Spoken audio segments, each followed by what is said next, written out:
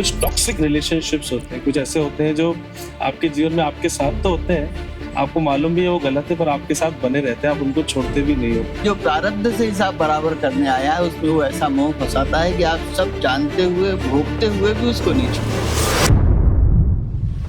अब प्रश्न ये है कि जिए तो कैसे जिए। तो कई बार अगर माँ बाप से भी विद्रोह हो जाता है बच्चों को, तो वैसे कैसे हैंडल करें? देखिए, अंदर से आवाज सबके आती है, चाहे वो बच्चा हो चाहे बड़ा हो। आज वो आपको महत्व नहीं दे रहा, रिश्तों को महत्व नहीं दे रहा, आप में से कैरियर का महत्व होता है तो वो कैरियर को पकड़े बैठा है। संसार का सबसे अमीर आदमी पेट भरने के बाद नहीं खा सकता। फेलियर होने के बाद एक दो बार जब आदमी फेल होता है, हर किसी के जीवन में वो पल आया है, उसके बाद आदमी सेल्फ डाउट में आ जाता है। निर्णय स्वयं को लेना पड़ता है। आप अगर ये मानो कि इस पॉडकास्ट को देख के, केवल देख के कोई बदलेगा, तो कभी कोई नहीं बदलेगा। ये कह देना कि मुझे गुस्सा बहुत आता है, मुझसे दूर रहो, मैं ऐसा ही हूँ, ये कह के छूट सकते हैं कि क्या गुस्से को भी कंट्रोल किया जा सकता है?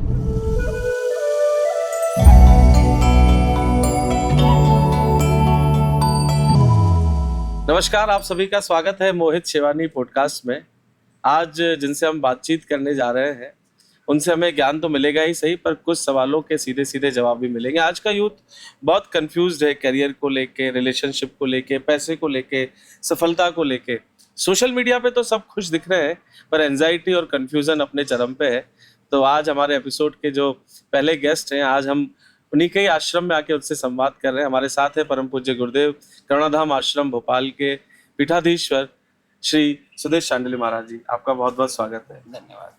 गुरुदेव, सीधा सीधा सवाल है कि यूथ आखिर करे तो करे क्या? इतना कंफ्यूज्ड है, खुद को कैसे जान पाए? पहला सवाल ये है कि हम आखिर जाएं तो जाएं कहाँ? देखिए, आपने पहला ही प्रश्न जो पूछा है वो बहुत भारी है। भारी इसलिए है कि अपने आप को जानने की जो प्रक्रिया है वो सनातन में मोक्ष प्राप्ति तक जाती है। तो यदि अपन इस प्रश्न को थोड़ा सा हल्का करें और ये जाने कि यूथ खुश कैसे रहे, ये कलिकाल है और ये उपयोगिता का युग है। चाहे परिस्थितियां कितनी ही बदल जाए, कोई सी जनरेशन आ जाए, लेकिन कलिकाल उपयोगिता का युग रहेगा। एक बहुत छोटा सा उदाहरण है कि यदि संस्कारों की कमी हुई और माता पिता की उपयोगिता खत्म हुई, तो माता पिता घर के कोने से लेके वृद्धाश्रम तक का सफर कर लेते। तो अपनी उपयोगिता बनाए रखें, कलिकाल का मंत्र यही। अगर संसार में खुश रहना है तो आपको अपनी उपयोगिता बनाकर रखनी मतलब खुद को हर बार प्रूव करना पड़ेगा? प्रूफ नहीं करना पड़ेगा, आप उपयोगी रहें। अब देखिए, आप समाज के लिए उपयोगी कैसे रहेंगे? अगर हम भौतिकता में देखें तो एक सफल व्यक्ति, एक पैसे वाला व्यक्ति क्या समाज के लिए उपयोगी रहता है? उसके पीछे तो सब दौड़ते हैं, लेकिन उपयोगी तो नहीं रहता। वो स्वयं के लिए उपयोगी रहता है। अगर हम दान पुण्य की बात करें, धर्म की बात करें, तो क्या केवल पैसों से हो सकती है? क्या केवल पैसे वाला ही धर्म कर सकता है? नहीं, आप अपने हाथों से भी सेवा कर सकते हैं। तो उपयोगिता तो भिन्न भिन्न स्तर पर बताई जा सकती है, दिखाई जा सकती है। जरूरी नहीं कि जो जीवन में सफल हो वही उपयोगी हो। वाह! यूथ कई बार अपना पैशन फॉलो करता है तो पैसा छूट जाता है, तो आखिर पैशन को फॉलो करे कि पैसे को फॉलो करे? क्योंकि दुनिया तो पैसे से ही समझती है कि ये आदमी सफल हो गया, जिसके पास बड़ी गाड़ी है, बड़ा बंगला है, वो सफलता की परिभाषा बन गई। हमारे परम पूज्य कहा करते थे, संसार का सबसे अमीर आदमी पेट भरने के बाद नहीं खा सकता। उसके पास सोने का डाइनिंग टेबल हो, सोने की थालियां हो, 50 कुक हो, पर पैसे से वो भूख नहीं जगा सकता, खाने में स्वाद नहीं ला सकता। 50 कमरे हो, सोएगा 3x6 की जगह में, और पैसे से वो नींद भी नहीं ले सकता। पैसे से अच्छा मित्र नहीं मिल सकता, पैसे से अच्छी पत्नी नहीं मिल सकती, अच्छा पुत्र नहीं मिल सकता। पैसा बहुत कुछ हो सकता है, सब कुछ नहीं हो सकता। और जहां तक आपके प्रश्न का सवाल है, सवाल पे सवाल है कि क्या करे? पैशन या धन, तो ये निर्णय उसका होता है। जैसे मैंने आपको कहा, उपयोगिता का युग है और हर व्यक्ति अपनी प्रायोरिटी पे, अपनी प्राथमिकता पे अपना जीवन जीता है और प्राथमिकताएं बदलती रहती हैं, क्योंकि वो प्राथमिकताएं मन की हैं और मन अस्थिर है, चंचल है, वो कभी एक जगह नहीं टिकता है। तो जो आप बातें अभी कह रहे हैं, ये एक मैच्योर एज के बाद तो कोई सुनता है, समझता है, पर जिस उम्र की मैं बात कर रहा हूँ, जब आदमी 16-17 साल में है, 20 साल में है, उसको अगर बिठा के ये कहा जाए कि नींद नहीं आएगी कमरे, और जो आप परिभाषित कर रहे हैं, और उसके पास बहुत सारे अपने सफलता के पैरामीटर्स और उसके अपने रूल्स एंड रेगुलेशन उसके खुद के हैं। इस बीच में परिवार से भी उसका संघर्ष चलता रहता है। वो कुछ करना चाहता है और माँ बाप तो, क्योंकि सैद्धांतिक रूप से अच्छा लगता है कि बच्चा पढ़ ले, अच्छी नौकरी कर ले, तो माँ बाप उस तरफ उसको लेके जाते हैं। तो कई बार अगर माँ बाप से भी विद्रोह हो जाता है बच्चों को, तो वैसे कैसे हैंडल करें? वो एज जो है वो बहुत कच्ची है, उसको समझाना, उसके साथ बैठना बहुत कठिन हो जाता है कई बार। वो कच्ची एज बनाई भी हमने। भाई कहते हैं कि कच्ची मिट्टी हो, कोरा कागज हो, उस पर ही लिखा जा सकता है। मेरे पास एक सज्जन आए अपने बच्चे को लेकर और उन्होंने कहा, साहब ये विदेश चला गया है और अब आना नहीं चाहता, हमारा इस पर कोई ख्याल नहीं है, तो आप इससे समझाओ। मैंने उनसे कहा, मैंने कहा जब ये छोटा था तो आपने इसे क्या समझाया? आपने इसे पैसे का महत्व बताया, आपने इसे करियर का महत्व बताया। जब परिवार में शादी ब्याह होता था तो आप कहते थे तुम रहने दो, तुम अपनी स्टडी करो, तो आपने इसे समाज से भी दूर किया। जब ये छोटा था, ये खेलने जाता था, तो आप इसे डांटते थे कि ये चीज़ें तुम्हारी, तुम अपनी बाहर मत ले जाओ तो लोग तोड़ देंगे, तो आपने इससे शेयरिंग भी खत्म कराई। भय पैदा कर दिया। आपने धन का, करियर का ये महत्व बताया, आपने उसे बांटना नहीं सिखाया। वो बच्चा वही कर रहा है जिसके लिए आपने उसको तैयार किया है और वो बिल्कुल वैसा ही कर रहा है। आज वो आपको महत्व नहीं दे रहा, रिश्तों को महत्व नहीं दे रहा, बच्चों और पत्नी को आपके साथ शेयर नहीं कर रहा। आपने उसे पैसे का महत्व बताया है तो पैसे के पीछे भाग रहा है, आपने उसे करियर का महत्व बताया है तो वो करियर को पकड़े बैठा है।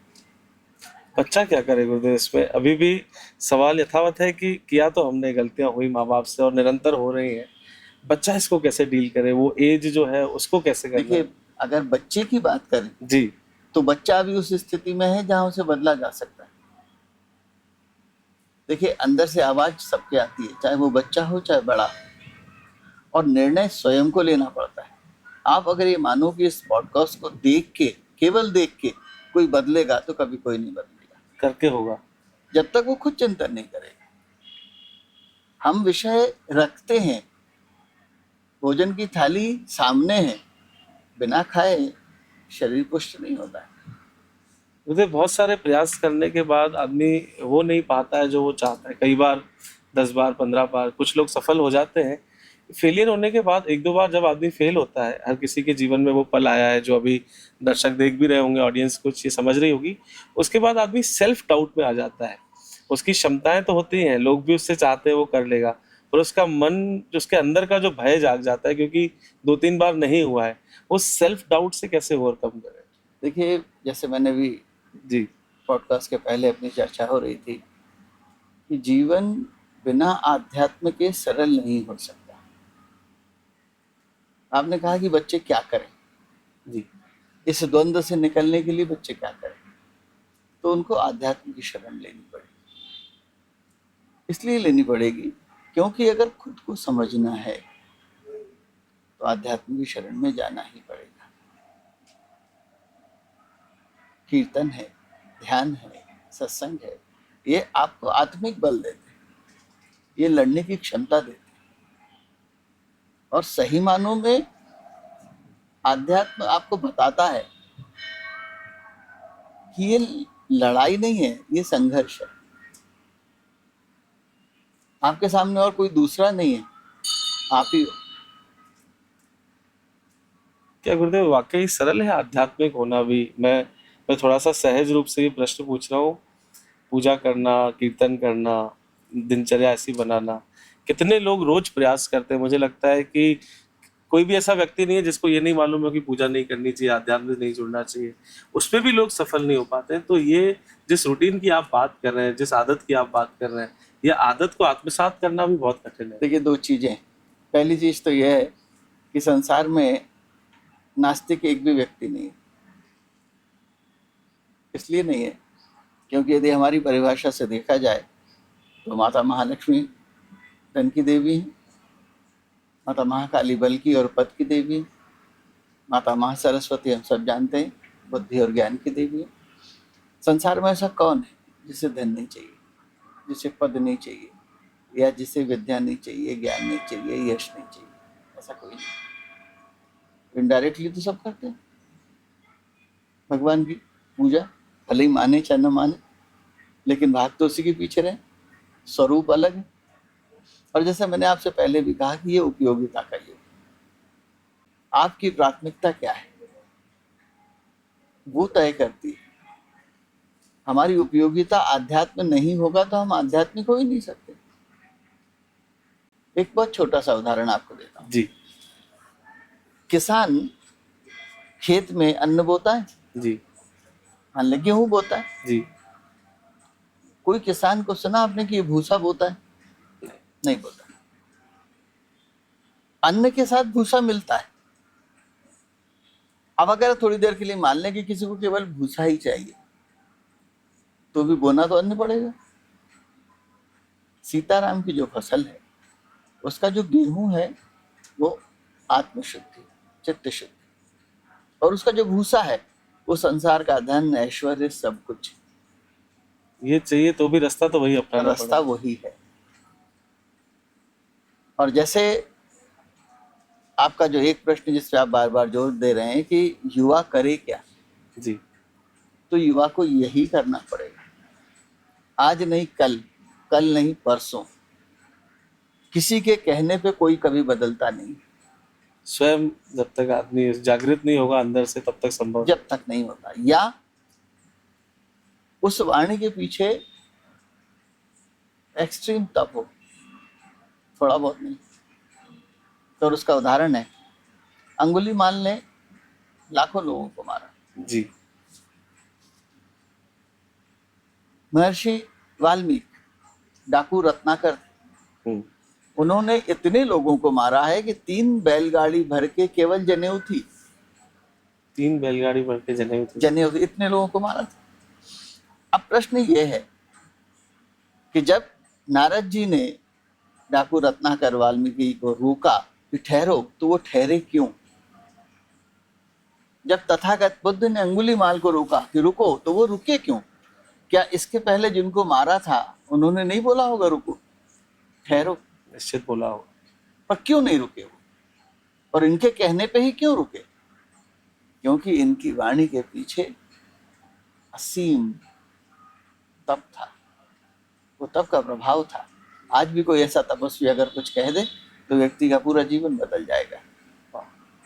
लेकिन ऐसे तपस्वी अब इस धरा पे तो नहीं है, लोकालय में, संसार में तो नहीं है।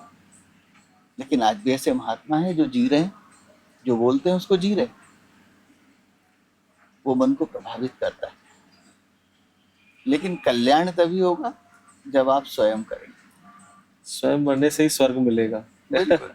सही। मतलब सोशल मीडिया का ये युग है, हम सब बहुत ही क्रेजी रहते हैं, यूथ इवन, बाकी लोग भी, मतलब यूथ को मैं बार बार फोकस कर रहा हूँ, पर हर एज का व्यक्ति आजकल सोशल मीडिया पे, और सोशल मीडिया पे कंपैरिजन बहुत होता है कि इसने ऐसे कपड़े पहने, वो ये देश घूमने गया, ये परिवार के साथ यहाँ जा रहे हैं, कोई बड़े स्कूल में भी जा रहा है तो माँ बेटे का यूनिफॉर्म के साथ फोटो डाल रही है कि फलाने शहर के सबसे बड़े स्कूल में मेरा बच्चा पढ़ रहा है। ऐसा करके जो बाकी तबका है, जो कंपेयर करके खुद को मेंटली प्रेशर में ले आता है, उनके लिए आप क्या ये सोशल मीडिया कहीं ना कहीं सेल्फ प्रेशर भी क्रिएट कर रहा है? क्योंकि एक जना अपना सक्षम में घूमने जाता है और जितने लोगों को वो दिखाता है जो नहीं जा पाते, उनके परिवारों में अलग संवाद और तनाव शुरू हो जाता है। तो एक कंपैरिजन का जो युग है सोशल मीडिया और मेंटल डिस्टर्बेंस जो हो रहा है उससे, सबसे बड़ी समस्या संसार में आज के समय में अगर कोई है तो वो ये है कि व्यक्ति अपने सुख से सुखी नहीं है और अपने दुख से दुखी नहीं। सही है। उसने अपना सुख दुख सौंप रखा है सोशल दूसरे मीडिया को। कल जिस चीज से वो दुखी हुआ कि ये व्यक्ति क्यों घूमने गया, परसों उसी व्यक्ति का अगर कोई ऐसा समाचार मिलता है जो ठीक नहीं है तो वो खुश हो जाता है। हमने हमारे सुख दुख दूसरों को सौंप दिए। हमारे हाथ में हमारे सुख दुख नहीं है। तो इसका रास्ता क्या है? सोशल मीडिया छोड़ दिया जाए? अध्यात्म, मूल वही है। देखिए अध्यात्म आपको ये बताता है कि इस प्रतिस्पर्धा में भागने वाले हमेशा गिरते ही। एक बहुत छोटी सी कथा लिखी थी मैंने जी गुरुदेव। कि प्रज्ञान अपने पिताजी के साथ पहली बार दौड़ देखने गया। दौड़ देखने गया तो बच्चे दौड़े, फीता बंधा हुआ था और पहला बच्चा जो जीता उसने फीते को क्रॉस किया। शोर मच गया। उन्होंने कहा पापा ये क्या हुआ? बोले बेटा ये दौड़ थी। तो बोले फीता क्यों बंधा था? बोले फीता इसलिए बंधा था क्योंकि ये यहीं तक दौड़ना था, ये इसकी सीमा थी। यहाँ जो पहले पहुंच जाएगा वो प्रथम। दूसरे दिन वो अपनी दादी के साथ सत्संग में गए तो वहाँ महाराज जी ने कहा कि माया की अंधी दौड़ है, अंतहीन दौड़ है। वो घर पे आया, दादाजी दुकान जाने के लिए तैयार। उसने दादाजी को देखा और उसके मुंह से अपने आप निकल गया, इनकी दौड़ में तो फीता है ही नहीं। ये निरंतर और मतलब इसका कोई पैरामीटर नहीं है, दौड़ना ही दौड़ना है। हम गोले में दौड़ रहे हैं, हम एक वलय में, एक चक्र में दौड़ रहे हैं, उसका अंत नहीं होता। तो ऐसे हम सब जब तक इन सब चीजों के पीछे भागते रहेंगे हमें सुख शांति नहीं मिलेगी। हम अपने सुख को नहीं देख रहे हैं। सुख यानी क्या है? सुख वो है जो आज आपको मिला है और आप उसका उपभोग आनंद के साथ कर रहे हैं, उसका नाम सुख। लेकिन मुश्किल यह है कि हम अपनी थाली में तो देख ही नहीं रहे, हमारी नजर दूसरों की थाली में। लाइक और फॉलोवर्स से आदमी को जज किया जाता है आजकल। जैसे हम भी किसी से बोलते हैं आपका पॉडकास्ट लेना है तो इंस्टाग्राम खोल के पहले फॉलोवर्स देखे जाते हैं कि कितने फॉलोवर्स है। ये कितना डेंजरस है गुरुदेव। किसी आदमी का व्यक्तित्व, अगर किसी के मिलियन फॉलोअर्स है और उसका चरित्र और व्यक्तित्व ठीक नहीं है, या किसी के 5 फॉलोअर्स है और वो बहुत ही सुंदर है, ये मुझे लगता है ये खतरनाक भी है कहीं किसी पैरामीटर पर आके। एक सवाल मैं आपसे करता हूँ, आपने इतने सवाल मुझसे किए, एक सवाल मैं आपसे करता हूँ कि यदि राम रावण युद्ध के समय, रामायण के समय यदि सोशल मीडिया होता तो राम भगवान के ज्यादा फॉलोअर्स होते या रावण के होते? मतलब सैद्धांतिक रूप से तो राम जी के होने चाहिए फॉलोअर्स। पर डरते किससे थे लोग? रावण से डरते थे, तो शायद उनको इम्प्रेस करने के लिए उनको फॉलो करते। देखिए ये जो सोशल मीडिया है ये बहुत बड़ा धोखा है। मैं मजाक में कहता हूँ कि यदि शादी के लिए आधार कार्ड की फोटो अनिवार्य कर दी जाए तो शादियां ही ना हो, और यदि फेसबुक की फोटो दे दी जाए तो क्या पता कितने घर टूटेंगे। सच्चाई नहीं है। इसीलिए अपने को देखिए, ये सब चीजें कहने में बहुत आसान है लेकिन करने में कठिन होती है, क्योंकि हम इसके चंगुल में पूरी तरह फंस चुके हैं। अब सोशल मीडिया से डिटॉक्स होने के लिए लोग पहाड़ों पे जा रहे हैं, क्योंकि ये सब नकली काम। तो मेरा अगला सवाल ही कुछ ऐसा है, जैसे आपने पहाड़ों की बात कही, तो इस डिजिटल युग में खुद को मेंटली स्ट्रांग रखें, क्योंकि हर पल मेरे मूड स्विंग्स हो जाते हैं। मैं एक कोई रील देखता हूँ, मैं खुश होता हूँ, हंसता हूँ, अचानक से पीछे कोई ऐसी ऐसी कोई बात आ जाती है, मुझे रोना आ जाता है। तो मैं अपने विचारों को भी नहीं रोक पा रहा हूँ। हर 30 सेकंड में मेरे विचार, मेरा Instagram feed, Facebook feed decide कर रहा है। तो मैं मेंटली बहुत वीक हो चुका हूँ। मैं स्वयं की भी बात कर रहा हूँ, और मेरे जैसे कई लोग हैं जो बहुत फ्लक्चुएट हो रहे हैं, मूड स्विंग्स जिसे कहते हैं। तो इस पूरे युग में क्या पहाड़ों पे जाना रास्ता बचा है कि और भी कोई रास्ता है? नहीं, पहाड़ों पे तो वो जाते हैं जो सक्षम होते हैं। जो अफोर्ड कर पा रहे हैं। भाई आप दृढ़ संकल्पित हो और फोन उठा के रख दें। लेकिन आपके अंदर संकल्प शक्ति नहीं है। क्यों नहीं है? क्योंकि स्थिरता नहीं है। और स्थिरता क्यों नहीं है? क्योंकि आपने बहती धार में खुद को छोड़ दिया है। आपके सारे प्रश्न जाके रुकेंगे अध्यात्म पे। आप ध्यान करिए, आप कीर्तन ध्यान करिए, और फिर अपने अंदर की ताकत देखिए कैसी। आपको सत्संग क्यों करना रहता है? सत्संग क्यों आवश्यक है? सत्संग से भगवान नहीं मिलते, व्यक्तित्व बनता है। सत्संग आपकी चेतना पे एक हथौड़ा है जो बार बार पड़ता है, और आज के समय में वो हथौड़े की सबसे ज्यादा आवश्यकता है। लेकिन हम गलत हथौड़ा उठाए बैठे, हम कुछ और मार रहे हैं माथे पे, जो हमें विक्षिप्त की अवस्था तक ले जा रही है। आज आप देखिए कि रोज 10 दिन 12 दिन में एक समाचार छपता है, बच्चे से मोबाइल ले लिया, अपने सुसाइड कर लिया। क्यों? क्योंकि जब वो छोटा था और खाना नहीं खाता था, आप मोबाइल दिखा के उसको खाना खिला दिया, उसको आदत डल गई उससे। आपने उसको लत लगाई। अब उसको डिटॉक्स भी वैसे धीरे धीरे होगा, वो एकदम छीनने से नहीं होगा। संस्कार कभी भी भाषा से, शब्दों से नहीं दिए जाते। बच्चा कभी वो नहीं करेगा जो आप उसको बोलोगे, बच्चा वो करेगा जो आपको करते देखेगा। आचरण से दिया जा सकता। पिता सिगरेट पीता हो और बच्चे से कहे सिगरेट पीना बुरी बात है, और कहेगा जला के लाओ, तो वो छोटी करके लाएगा। तो सही बात है, सही बात है। आपको पहले सुधरना पड़ेगा।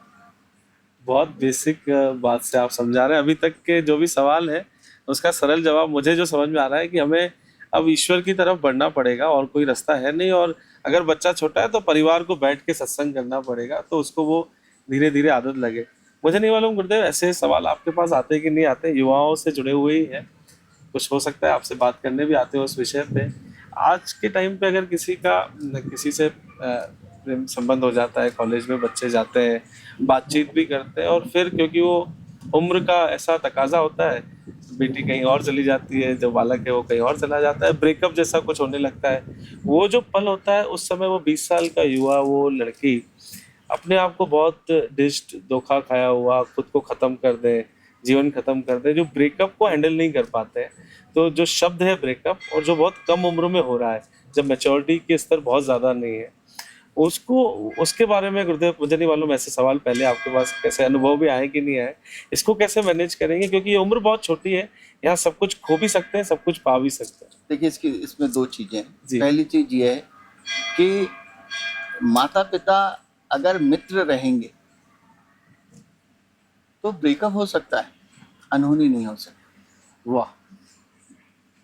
अगर बच्चे या बच्ची को माता पिता से बात करने में भय लगता है, उस घर में अनहोनी हो सकती है। प्रेशर कुकर देखा है आपने? सीटी बजाता है, थोड़ी देर के लिए अगर मान लें कि उसकी सीटी खराब हो गई है तो क्या होगा? पता नहीं चल पाएगा, ब्लास्ट होगा, ब्लास्ट उड़ जाएगा। होगा। रिश्ते और नाते होते हैं, जो माता पिता होते हैं वो प्रेशर कुकर की सीटी होते हैं बच्चों के लिए, जो हमेशा खुली रहना चाहिए, जहाँ वो प्रेशर रिलीज कर सकते। डायलॉग्स बने रहे परिवार, संवाद होना चाहिए, बैठक होना चाहिए, और इतना खुलापन होना चाहिए कि बच्चा आपको, बच्ची हर चीज बताए। दूसरा, जिसको आपने प्रेम कहा, वो प्रेम नहीं है, वो आकर्षण है। मैं वही पूछ रहा था, अटैचमेंट और लव में क्या डिफरेंस है, ये भी समझाना बहुत जरूरी है। वो आकर्षण है। प्रेम जो होता है, प्रेम को हम बहुत साधारण शब्दों में कह देते हैं, लेकिन प्रेम आध्यात्मिक है। जैसे मीराबाई ने एक लाइन कही, उसमें मैंने बहुत चिंतन किया। उन्होंने कहा, मेरा चूड़ा अमर है। राजस्थान में सुहागन चूड़ा पहनती है। मेरा चूड़ा अमर है। हाँ, चूड़ा पहनती है, सुहाग का चिन्ह होता है, और पति अगर पहले मर जाए तो वो चूड़ा तोड़ा जाता है कि अब तुम सुहागन नहीं। पर मीराबाई कहती है कि मेरा चूड़ा अमर है, अमर है। क्योंकि मैंने जिसके नाम का चूड़ा पहना है वो कभी जाएगी ही नहीं। तो प्रेम वो है, प्रेम अविनाशी से होता है, इसका कभी नाश नहीं होता। वाह। यहाँ मोह होता है, यहाँ आकर्षण होता है, यहाँ संबंध होते हैं, यहाँ व्यवहारिकता होती है, यहाँ आवश्यकता होती है एक दूसरे की। प्रेम आध्यात्मिक शब्द है और वो भगवान से ही होता है। वो किसी शरीर से नहीं हो सकता, वो प्यार जो है वो। शरीर से जो परे है वही प्रेम है। गुरुदेव ये तो हो गया कि जिनका ब्रेकअप हो गया, कुछ लोग अभी भी ऐसे बाकी हैं। मैं बहुत खुल के आपसे बात कर रहा हूँ कि कुछ टॉक्सिक रिलेशनशिप्स होते हैं, कुछ ऐसे होते हैं जो आपके जीवन में आपके साथ तो होते हैं, आपको मालूम भी है वो गलत है, पर आपके साथ बने रहते हैं, आप उनको छोड़ते भी नहीं हो। अंततः आप खुद को परेशान करते रहते हो बहुत। एक पल, एक क्षण ऐसा आता है जिसे सेचुरेशन पॉइंट कहते हैं, कि आप अंदर तक टूट जाते हो और कई बार आप एक्सेप्ट कर लेते हो कि ऐसे ही चलेगा, और वो रिलेशनशिप आपकी लाइफ को बर्बाद जैसा कर चुका होता है। उन टॉक्सिक रिलेशनशिप्स का क्या करें? क्या उनको छोड़ दिया जाए, उनके साथ रहा जाए, उनके साथ क्या व्यवहार किया जाए? एक संत थे, जी। वो हरिद्वार जा रहे थे, संतों का झरा भंडारा करते। झरा जी। भंडारा कहते हैं मतलब जो है सब आओ। तो रास्ते में पैदल मार्ग से जा रहे थे, एक सेठ जी क्या रुके। सेठ जी का व्यापार कुछ ठीक नहीं चल जी। रहा था। संत जी के पास एक बड़ा बांस था जिसे वो छोड़ते नहीं थे अपने पास। कोई कहे मैं उठाऊं, बोले नहीं पकड़ा। तो सेठ जी क्या रुके, सेठ जी ने उनकी सेवा करी। एक दिन संत शौच के लिए गए तो सेठ जी ने, वो बड़ा जिज्ञासा थी कि यार, देखा ऊपर से वो खुलने वाला था, उसके अंदर देखा तो उसमें चांदी के सिक्के भरे हुए थे। झरा भंडारा करना। अब चूंकि सेठ जी का व्यापार बहुत कमजोर था तो उन्होंने सारे सिक्के निकाल लिए और उसमें पत्थर उसी वजन के डाल के बंद कर दिया। संत निकल गए। संत वहां पहुंचे, सबको निमंत्रण दे दिया, और जब भंडारे की पूरी तैयारी होने लगी तो उन्होंने कहा पैसे। उन्होंने खोला तो देखा उसमें पत्थर थे। सेठ समझ गए, संत समझ गए कि किसने किया होगा, लेकिन सारे संतों को वो निमंत्रण दे चुके थे। तो ग्लानिवश उन्होंने जल समाधि ले ली। संत आत्महत्या नहीं करते, ईश्वर का नाम लेते हुए जल समाधि ले ली। इधर सेठ जी के यहाँ कोई संतान नहीं थी, तो संत आशीर्वाद देके गए थे। जब गए, तुम्हारे यहाँ पुत्र होगा, और उनका पुत्र हो गया। पुत्र 18 साल का हो गया और उसको भयंकर रोग लगा, और ऐसा रोग लगा कि सेठ जी कंगाल होते चले गए, पैसे खर्च करके। आखिर में विदेश भी ले गए, लेकिन वहां से भी उन्हें लौटा दिया। अब सेठ जी की हालत ऐसी थी कि उनके पास कुछ नहीं था, बस बच्चा था जो पड़ा हुआ था मरना सा। एक दिन सेठ जी को उनके नौकर ने कहा कि वो बच्चा बुला रहा है, अजीब सी आवाज में बात कर रहा है। सेठ जी को लगा सन्निपात हुआ होगा, इतना बीमार हुआ है। गया तो बच्चे ने ऊपर मुंडी उठा के देखा। बोले सेठ पहचाना? पहचाना मतलब बेटा तू मेरा बच्चा है, मैं तेरे को नहीं जानूंगा। नहीं। बोले बच्चा तो इस जन्म में हूँ, पर पहचाना कि नहीं पहचाना? बोले नहीं। बोले मैं तेरे यहाँ रुका था, अपना बांस ले, फिर तूने उसमें से चांदी के सिक्के निकाल के पत्थर भर दिया, तो मैं वापस लेने आया था। तो बच्चे की मृत्यु हो गई। इतना जानने के बाद भी सेठ जी बहुत रोए। इस कथा का सार केवल इतना है कि सनातन में पुनर्जन्म की व्यवस्था है, और हम सब आज जो जी रहे हैं, भोग रहे हैं, हमारे जो संबंध हैं, ये संबंध प्रारब्ध के हैं, लेन देन के हैं। ये सब उधारी है जिसे चुकाना ही पड़ेगा। भगवान एक मोह हमारे साथ जोड़ता है। आपको अगर कोई दूसरा व्यक्ति इतना कष्ट दे, आप उसे तत्काल छोड़ देंगे, लेकिन जो प्रारब्ध से हिसाब बराबर करने आया है, उसमें वो ऐसा मोह फंसाता है कि आप सब जानते हुए, भोगते हुए भी उसको नहीं छोड़ते। अब प्रश्न ये है कि जिए तो कैसे जिए? ये मेरी उधारी है, ये मेरा ही कर्म है जो पलट के आया है और मुझे भोगना है। एक्सेप्ट करना चाहिए। स्वीकारोक्ति आपके कष्ट को आधा कर देती है, और भगवान को समर्पित कर देने से पूरा कष्ट ही खत्म हो जाता है। वाह गुरुदेव, वैसे तो इस कहानी से सवाल का जवाब मिल गया, और एक सवाल जो मैं घर से निकला था तो सोचता हुआ आया था कि क्या कॉम्प्रोमाइज करके रिलेशनशिप में रहना चाहिए या उसको छोड़ देना चाहिए? ये प्रश्न व्यक्तिगत हो सकता है, इसलिए क्योंकि हर व्यक्ति की क्षमता अपनी अलग अलग होती है। जो सहन कर सकते हैं वो जीवन भर सहन कर लेते हैं। जो जिनमें सहन शक्ति की कमी होती है वो बीच में उस चीज को छोड़ के अलग हट जाते हैं। गुरुदेव, इसको और थोड़ा ठीक करता हूँ इस सवाल को। तो कुछ लोग सिंगल रहना चाहते हैं, उनको इस बात का भय है, उनके अनुभव, उनके दोस्तों यारों के, परिवार के, तो रिलेशनशिप में जाएंगे तो क्या होगा, कैसे होगा परिवार, तो वो चुनते हैं कि मैं सिंगल ही खुश हूँ। तो सिंगल रहना भी ठीक है या फिर इस तरीके के संबंधों में आके इस दुनिया को जीना चाहिए? देखिए, मेरी दृष्टि में तो हर चीज आध्यात्म से जुड़ी है।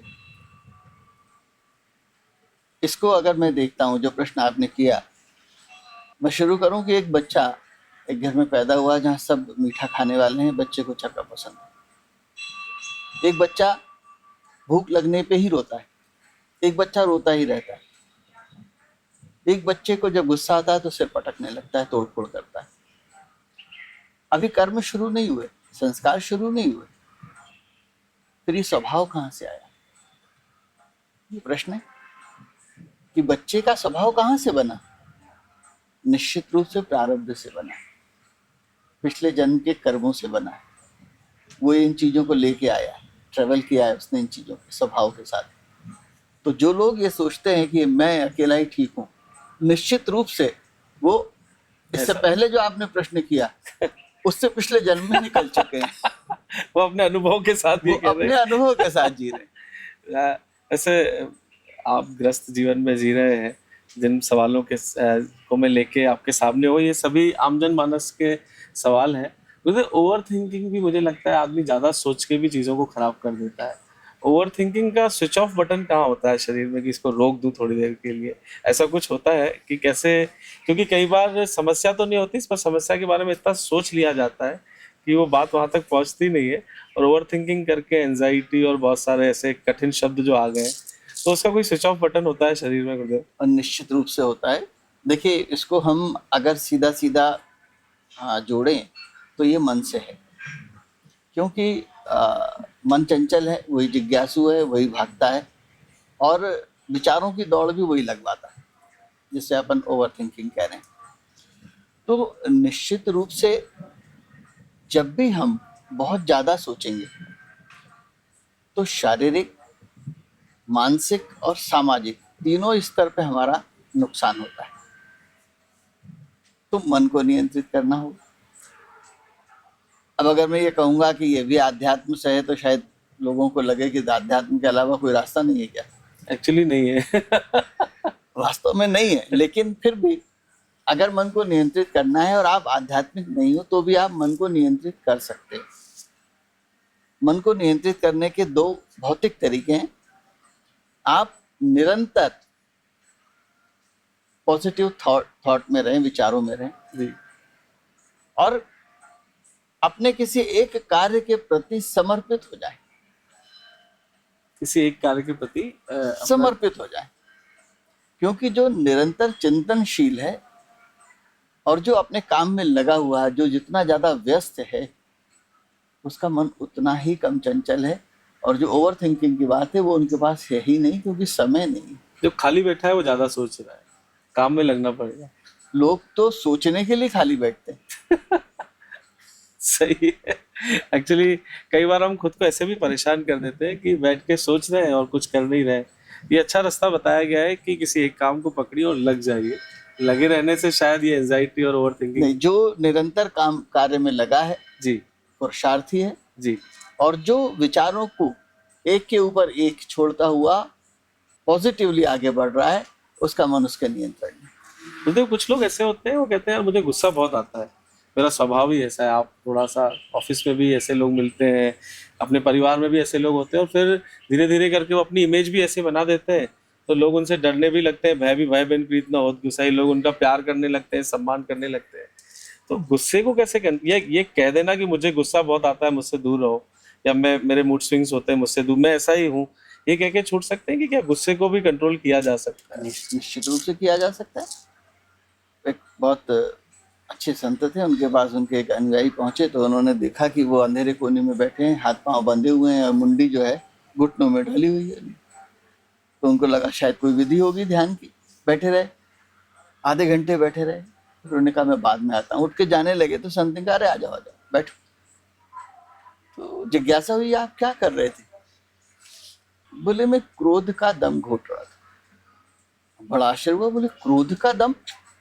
बोले हाँ, मुझे बहुत सालों बाद क्रोध आया किसी बात पे। तो मैंने क्रोध से कहा कि तू आ तो गया है, अब जा नहीं पाएगा। मैंने समझा नहीं। बोले भाई देखो, जब क्रोध आता है तो वो बाहर निकलता है, अंदर नहीं रहता। कभी भी क्रोध आएगा, बाहर। अगर अंदर रहा तो वो बैर बन जाएगा। जी। तो अधिकांश प्रयास करता है, जो भी क्रोध, जिसको भी क्रोध आता है वो बाहर निकलता है। अब क्रोध बाहर निकलता है तो कैसे निकलता है? शब्दों से। शब्दों से। आंखें लाल हो जाएंगी, आप कुछ भी बोलने लगोगे, और ज्यादा हुआ तो हाथ पांव चलाने लगोगे। यही तरीके। तो मैंने क्या किया, जैसे क्रोध आया तो मैंने कहा अब आ गया है, तू जा नहीं पाएगा। मैं कोने में गया, संवाद बंद, आंखें बंद, हाथ पांव समेट लिए। जब तक उसका दम नहीं घुट गया मैं बैठा रहा। एक्सप्रेशन को रोक दिया जाए। क्रोध को अगर रोकना है तो सबसे पहले संवाद को डाल दो, शांत हो जाए सब। शांत हो जाओ और उन परिस्थितियों से दूर हो जाओ। आपको जैसे ही समय मिलेगा आप खुद सोचोगे कि ये ठीक नहीं है, हम्म। लेकिन कर चुकने के बाद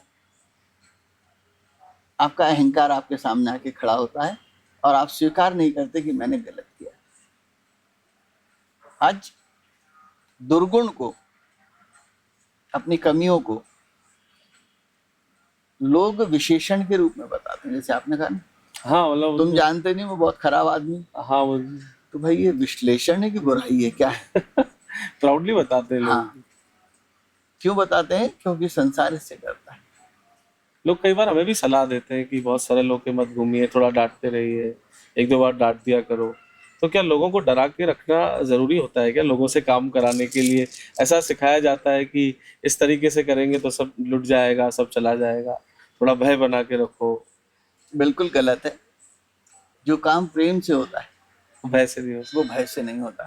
राम रावण युद्ध में इतने वानर, इतने भालू, इतने और दूसरे जीव मरे, वो भय से नहीं आए थे, प्यार से आए। वो प्रेम से आए थे। यह अलग बात है कि लीला थी और भगवान ने युद्ध के बाद सबको जीवित कर दिया। तो एक संदेश गया कि प्रेम कभी मरता नहीं। गुरुदेव, बुद्धि माइंड में ही सब कुछ है, ऐसा कहते हैं। आपका माइंड जैसा एक बार आप तय कर लें तो आप आइंस्टाइन बन जाते हैं, आप बड़े बड़े पदों पे पहुंच जाते हैं, सफल साइंटिस्ट बन जाते हैं, बड़े क्रिकेटर। जिन लोगों में अपने बुद्धि को कंट्रोल किया और उसी से ही सब कुछ हासिल किया है। तो बुद्धि दो प्रकार से काम करती है, सब मैं समझता हूँ। या तो प्रॉब्लम्स की तरफ भागती है या सॉल्यूशन की तरफ भागती है। जब जब हमारी बुद्धि, माइंड सॉल्यूशन ढूंढता है तो सॉल्यूशन भी मिलता है, पर ये हमारे हाथ में नहीं रहता है। तो ऐसा कुछ भी सिस्टम ऑपरेटेड है क्या इस शरीर में, मतलब विचारों से, कि मैं अपनी माइंड को ऐसा टोन कर दूं कि वो हमेशा सॉल्यूशन ढूंढे? लोग समस्याएं बताने बहुत आते हैं, समाधान कोई नहीं बताता। आपके पास तो खैर मुझे लगता है हजारों लोग समस्या लेके ही आ रहे हैं, तो इसी बुद्धि से समाधान भी निकल रहा है। तो ये सॉल्यूशन मोड पे माइंड को लिया लेके जा सकता है, कैसा हो सकता है ये संभव है तो फिर कैसे? निश्चित रूप से संभव है। और ये जो डिजाइन है ये आप स्वयं करते।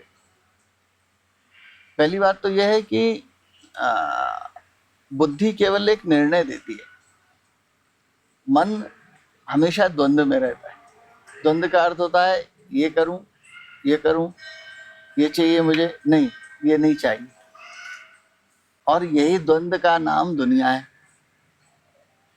तो आप जब इस दिशा में आगे बढ़ते हैं तो मन जब द्वंद्व में आता है तो बुद्धि उत्तर देती है। और बुद्धि का एक पार्ट है विवेक।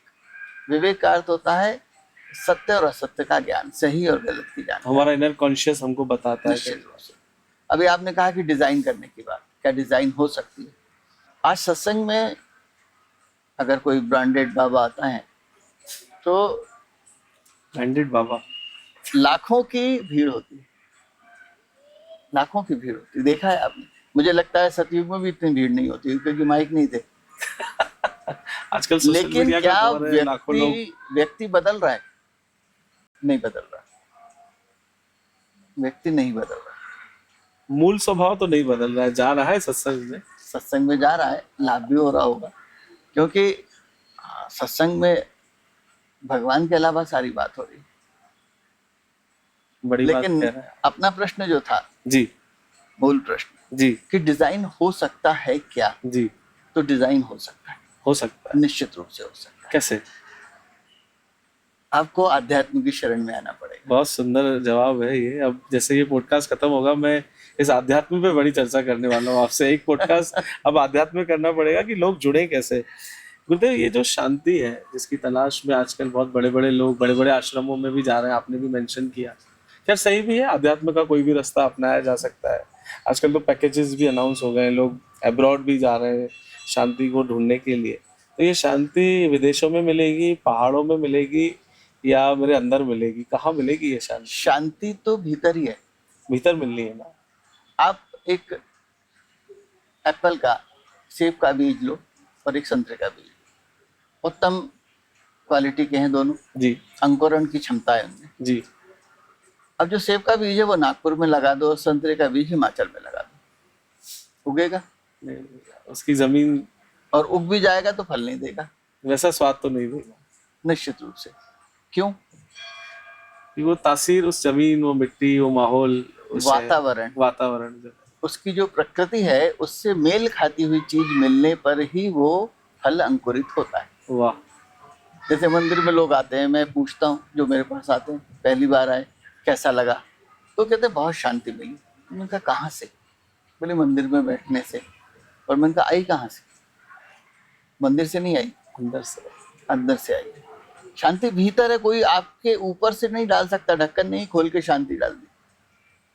शांति के लिए जो वातावरण चाहिए, आप मोबाइल से दूर हैं, आप सोशल मीडिया से दूर हैं, आप अपने झूठे मित्रों से दूर हैं, चापलूसों से दूर हैं, विरोधियों से दूर हैं। ये तो संसार से दूर होने की बात कर रहे हैं आप। बिल्कुल संभव है? हाँ, आप संसार में रहते हुए संसार से दूर रहना संभव है? हाँ, निश्चित रूप से। वाह। इसलिए है क्योंकि संसार आपके मन में है, संसार और कहीं नहीं, आपके मन में है। तो पैसा जो है ना, मुझे लगता है आज के वर्तमान युग में ये सारी बातें घूम पे वहीं आ रही है।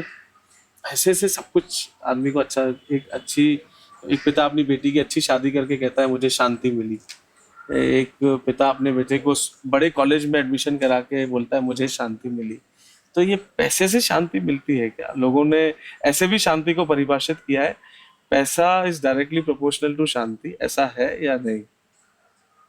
उनकी शांति की जो परिभाषा है वो उनकी इच्छा पूर्ति। वो चाहते थे मैं ऐसी शादी करूं, वो कर ली तो उनकी शांति हो गई। वो चाहते थे मेरे बच्चे का इस कॉलेज में एडमिशन हो, वो हो गया तो उनको शांति मिल गई। लेकिन अगर उनसे पूछा जाए कि क्या ये शांति बरकरार है? ये क्षणिक है, ये पल ये इच्छा पूर्ति की शांति, ये शांति है ही नहीं। ये शांति नहीं है, ये धोखा है अपने आप से। ठीक है, आपने अपना कर्तव्य निभा लिया। निर्धन को भी शांति मिल सकती है, मिलती है, उसको मुझे लगता है ज्यादा मिलती है। अब ये तो अपन नहीं कह सकते ये भी नहीं कह सकते, ये भी नहीं कह सकते।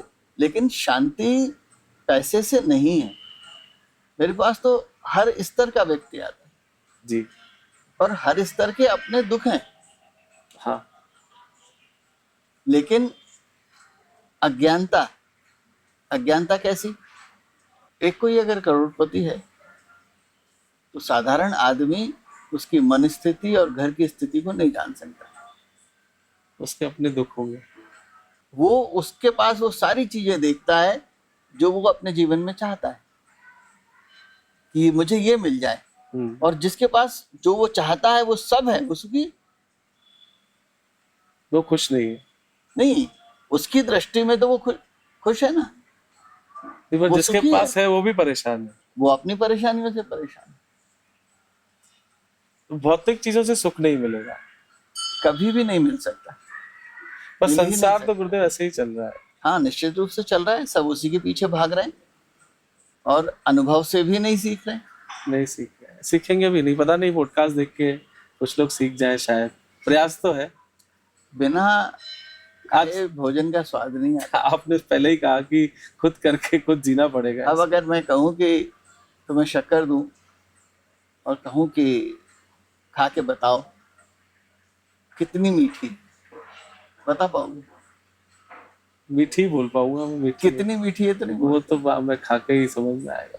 अगर कोई स्पेशल बनी हुई मिठाई है जी, तो उसका स्वाद बता पाओगे कैसा स्वाद है? मीठा ही बोलूंगा, अधिकतम मीठी है। और जब मैं खाऊंगा तो मुझे पता चलेगा कैसी, लेकिन आगे तो मैं भी नहीं बता पाऊंगा। खुद का अनुभव है ये। इसको अपने यहाँ कहते हैं गूंगे का गुड़। ये हालांकि ईश्वर दर्शन के लिए कहा गया है कि ईश्वर के जब दर्शन होते हैं तो वो गूंगे का गुड़ हो जाता है, बता नहीं पाता है कि कैसा। बता नहीं पाता है। क्योंकि एम्बिशियस जो है व्यक्ति आज के टाइम में, बहुत सारे परिवार हैं, बच्चे हैं, हम भी एम्बिशियस हैं। जब हम किसी चीज को पाने की एक चाह रखते हैं, उसके पीछे सब कुछ लगा देते हैं, अपना समय, अपना पैसा, अपना परिवार, सब कुछ। और उसके साथ जब आप जैसे मार्गदर्शक गुरुदेव मिलते हैं जो कहते हैं स्पिरिचुअलिटी को भी साथ में लेके चलना है, तो ये जो उधेड़पुन, एक लड़ाई चालू, एक युद्ध लड़ रहा है, हर किसी के अपना महाभारत है मुझे लगता है। उस बीच में, उस युद्ध के बीच में, उस तीर कमान को छोड़ के मैं ध्यान करने आऊँ, मैं पूजा करने आऊँ, मैं अध्यात्म की तरफ जाऊँ, तो वहाँ जो लड़ाई लड़ रहा हूँ मैं, वहाँ जो सामने मेरे लोग खड़े हैं, जो मेरे साथ खड़े हैं, जिनको मुझ पे भी बहुत अपेक्षा है, और सामने जो मेरे दुश्मन हैं जिनसे मैं लड़ रहा हूँ या जो मैं हासिल करना चाह रहा हूँ, उस पूरी महाभारत के बीच में से अगर अर्जुन उठ के मंदिर जाने लगे या अध्यात्म की तरफ जाए, तो ये प्रैक्टिकली पॉसिबल है क्या नहीं? महाभारत में गीता हुई थी, महाभारत में ही अध्यात्म छुपा था। दूसरा, राम रावण युद्ध हो चाहे महाभारत हो, रात्रि विश्राम हर युद्ध में होता था। वाह, क्या सुंदर है। तो विश्राम तो आपको लेना ही पड़ेगा युद्ध के बीच में, और वो विश्राम आध्यात्म का ही होगा। सुंदर है। आपको यदि संयमित प्रतिक्रिया देनी है, ऐसी प्रतिक्रिया देनी है जो आपका कर्म बंधन ना बने, तो आपको आध्यात्मिक शरण में जाना पड़ेगा। हमने जैसे पहले भी कहा, पुनर्जन्म का सिद्धांत है सनातन में, और प्रारब्ध का भी सिद्धांत है पूरा, कि आज हम जो हैं वो सब प्रारब्ध से हैं। प्रारब्ध यानी हमारे ही किए गए कर्म। तो आज अगर हम इस संसार को युद्ध मानते हैं और हम युद्ध में लगे हैं, तो धर्म युद्ध होना चाहिए। धर्म युद्ध कर्म में नहीं बांधता। जैसे भगवान ने कहा कि ये सब मर चुके हैं, ये सब पहले ही मर चुके हैं, तुम तो केवल तीर चलाओगे। सब कुछ तय है, सब कुछ तय है। हमारे यहाँ पुराणों में कहा है कि जो ब्रह्म को जिसने जान लिया, जिसने ब्रह्म को जान लिया, वो अगर 1,00,000 लोगों को भी मार देगा तो उसको हत्या नहीं लगेगी, क्योंकि उसके लिए सब ब्रह्म है। तो धर्म युद्ध में अगर आप जा रहे हो तो रात्रि विश्राम, सूर्यास्त के बाद हमें आध्यात्म की तरफ जाना पड़ेगा। मतलब बहुत सारे सफल लोग, मतलब इस पूरी यात्रा में कई लोगों से मिलने का अवसर मिलता है, जिनके पास यश है, धन है, दौलत है। सफलता की जो परिभाषा आमतौर पर जानी जाती है, ऐसे लोगों से मैं उठता बैठता हूँ। कई बार मुख्यमंत्रियों से मुलाकात होती है, कई लोग तो मुख्यमंत्री, विधायक सब बनना चाहते हैं, एक्टर्स से मुलाकात होती है। ऐसे सक्सेसफुल लोग भी मुझे नाखुश दिखे हैं। ये खुशी जो उनको भी नहीं मिल पा रही है, ये कैसे मिलेगी? तो मतलब जो होना चाह रहे हैं वो हो गए, फिर भी उनकी कोई टीस तो बाकी है, तो खुश नाखुश मुझे बहुत ज्यादा लोग दिखे हैं। ऐसा एक बादशाह की सवारी जा रही थी जी, हाथी, घोड़े, ऊंट, वो बहुत सारे देशों को जीत के आ रहा था। तो पशुधन और हीरे जवाहरात, सोना सब था। अचानक सवारी रुकी तो बादशाह ने कहा क्या हुआ? बोले साहब, एक फकीर सड़क पे लेटे हैं, उठ नहीं रहे। चूंकि फकीर का मामला था इसलिए बादशाह खुद गया, तो देखा तो एक सड़क पे लेटे हुए। तो उन्होंने कहा कि आप कौन है? फकीर ने मुंडी ऊपर उठा के पूछा कि तू कौन है? उन्होंने कहा मैं बादशाह हूँ। और आप? बोले मैं शहंशाह हूँ। बादशाह से ऊपर होता है शहंशाह। बोले आप शहंशाह कैसे? बोले तुम बादशाह कैसे? बोले मैंने अभी इतने सारे देश जीते, इतना पशुधन जीता, ये जीता, वो जीता। बोले अच्छा, अब आगे क्या करोगे? बोले जो बच्चे हैं उनको भी जीत लूंगा। बोले फिर क्या करोगे? बोले फिर आराम से सोऊंगा। बोले वो मैं अभी कर रहा हूँ। इसलिए वो शहंशाह है। चाह गई चिंता गई मनवा बेपरवाह, और जिसको कुछ नहीं चाहिए वो जग शहंशाह। अगर आपको सच्ची एक बार शांति, फिर बोल देंगे गुरुदेव ये बात। चाह गई चिंता गई मनवा बेपरवाह, जिसको कुछ नहीं चाहिए वो जग शहंशाह। तो आपको यदि सच्ची शांति चाहिए तो वो त्याग में, संग्रह में नहीं। उस फकीर ने कहा कि तो उसके बाद भी शांति से नहीं सो पाएगा, क्योंकि कहीं ना कहीं विद्रोह होगा, और जितना अधिक धन होता है नींद उतनी ही कम होती है। तो पैसा महत्वपूर्ण नहीं है, जैसा अभी संवाद हो रहा है, फिर भी लोग उसके पीछे भाग रहे हैं। नहीं, पैसा महत्वपूर्ण है, बहुत कुछ है, सब कुछ नहीं, बहुत कुछ हो सकता है। तो पैसा, अब यूथ पैसा कमाए, अपने चरित्र को संभाले, परिवार को संभाले, फिर वही जाए तो जाए कहाँ? नहीं, सब साथ हो सकता है, सब साथ हो सकता बिल्कुल है। हो सकता है, चरित्र को संभालते हुए धन अर्जन किया जा सकता बिल्कुल किया जा सकता है। आप जब तक धन के पीछे नहीं भागते, जब तक आपका चरित्र बचा है। धन उपार्जन बुरा नहीं होता, तरीका बुरा होता है। है। वाह, धन बुरा नहीं होता, उपयोग बुरा होता है। सही तरीके से धन को माना चाहिए। उधर कुछ रैपिड फायर जैसा है, वैसे तो आमतौर पर ऐसा पॉडकास्ट में होता है, कुछ नया नहीं है, पर फिर भी क्योंकि सवाल बहुत सारे बन रहे थे तो कुछ शब्दों में जोड़ रहा हूँ। मैं आपसे पूछूंगा, आप जवाब दीजिएगा। मेडिटेशन या जिम? ध्यान, मेडिटेशन। सक्सेस या पीस? पीस। लव मैरिज या अरेंज मैरिज? ये सब ऊपर वाला तय करता है। पैसा या सुकून? निश्चित रूप से सुकून। डेस्टिनी या हार्ड वर्क, जिस प्रारब्ध की आप बात करें? Hard work. अलोन रहे या टॉक्सिक लोगों के साथ भी जीवन जी लें? परिस्थितियों से भागो मत, उनका सामना करो। ईगो या सेल्फ रिस्पेक्ट? Self respect. वाह, बहुत सुंदर। मुझे बहुत अच्छा लगा आपसे संवाद करके। अब बहुत सारे सवाल हैं, समय की अपनी पाबंदी है और आपकी अपनी व्यस्तता है। एक अंतिम सवाल जो मेरी पूरी लिस्ट में नहीं था, ये मेरे मन का है। जीवन में बहुत कुछ हासिल करना चाहता है हर व्यक्ति। मैं भी उसी दौड़ का एक सिपाही हूँ, मैं भी दौड़ रहा हूँ। शायद कुछ हासिल कर भी ले कुछ लोग नहीं भी कर पाएंगे। ये जीवन जब अपने अंतिम क्षणों में होगा, हर किसी को जाना है। आप सब संतों के मार्गदर्शन से ये जानकारी मिली है। तो ऐसी कौन सी 3-4 चीजें व्यक्ति कर ले अपने जीवन में कि जब वो अपने अंतिम पलों में हो तो उसको कम से कम ये सुकून मिले कि हाँ, मैंने ये तो किया है। तो 2-3 ऐसी चीजें जो हर व्यक्ति को जीवन में करनी चाहिए। मेरे ख्याल से केवल एक ही चीज है जो वो अगर कर ले तो उसका जीवन सुधर सकता है, और वो है भगवान से संबंध बनाना। संसार में आपका संबंधी जो आपसे प्रेम करता है, वो जितना अधिक शक्तिशाली होगा, आप उतनी सुखी रहोगे।